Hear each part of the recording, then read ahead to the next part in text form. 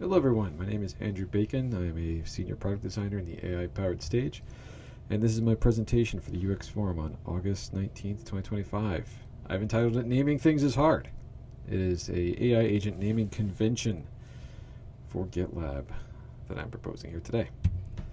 So, pop quiz. Over here on the right we have a number of users and agents. And I'm curious, which one of these are human users? Which one of these are agents that are officially maintained and managed by Gitlab? Which of them, if I'm at a custom organization, which of the ones have my company approved and they think are good? And which ones are only available in my project? The answer is I don't know, and neither does anybody else. And that's sort of the problem I want to deal with. How are users supposed to know when they're interacting with an AI versus a human? This is something we've seen over and over again in our research that people are very concerned about. And, we've all had a lot of ideas around this. I've been a part of this as well. In my roots, I'm an artist, so I say, hey, let's add graphics, right? Let's create special avatars that are only available for agents. We'll put pictures of robots in different places. We'll add special little badges that are superimposed on the avatars. Maybe reserve certain colors to just mean AI. And all those are good, but they're not enough. I can't help but keep thinking about the whatabouts, I call them, right? We've got things like CLI output, commit messages, the headers and the tops of files, audit logs, the notifications I get in my emails every day, how things show up in to-dos, and just the random UI bits that are everywhere, where we only show a username or a display name. And so I come up with 4 problems from this, right? There are visual limitations to what we've explored so far. We can't rely on visual indicators like badges, colors, and graphics when, approximately half of our UI is text-based.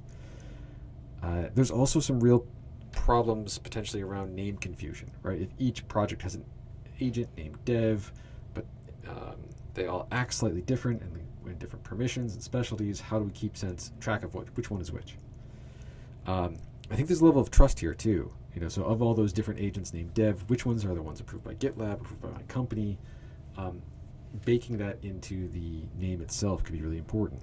And again, as we deal with, I keep thinking about scale, right? We're going to launch with a few agents, but we expect customers to build hopefully dozens, maybe hundreds of these custom agents and flows. And without consistent patterns, discoverability and predictability is going to be really problematic. So, very simple, the proposed solution, make the name the UI. So we just add a prefix to all names, AI everywhere, right? So every AI username starts with @AI-, right?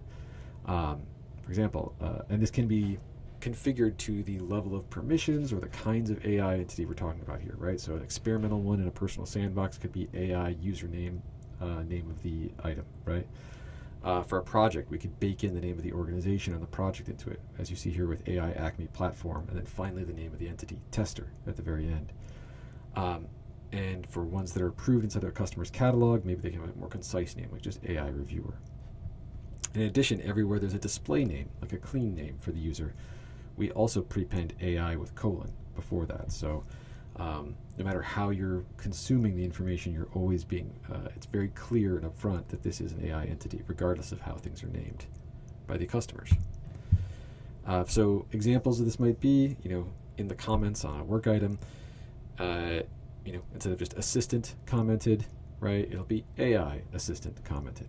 Let's just make it explicit. Now here it's not too hard to know that the word assistant isn't a human, but you have to think about how customers are going to handle this, right? What happens when their marketing department gets involved? They've come up with some sort of personality like Zazzy, and that's the name of their agent. And how do I know if that's an agent or just a user in my company with a little bit of flair when they were picking their username? Well, now I know. AI-Zazzy tells me clearly this is an agent, right? Why this matters, right? So again, this is all about building trust with AI. A lot of developers and customers everywhere have a lot of trust issues around knowing what is going on. And to the degree we can be more explicit, the better, right? This also helps with accountability. It's a very clear chain of responsibility cooked into the primary UI, which is the text everywhere, letting everybody know this is not a human, right?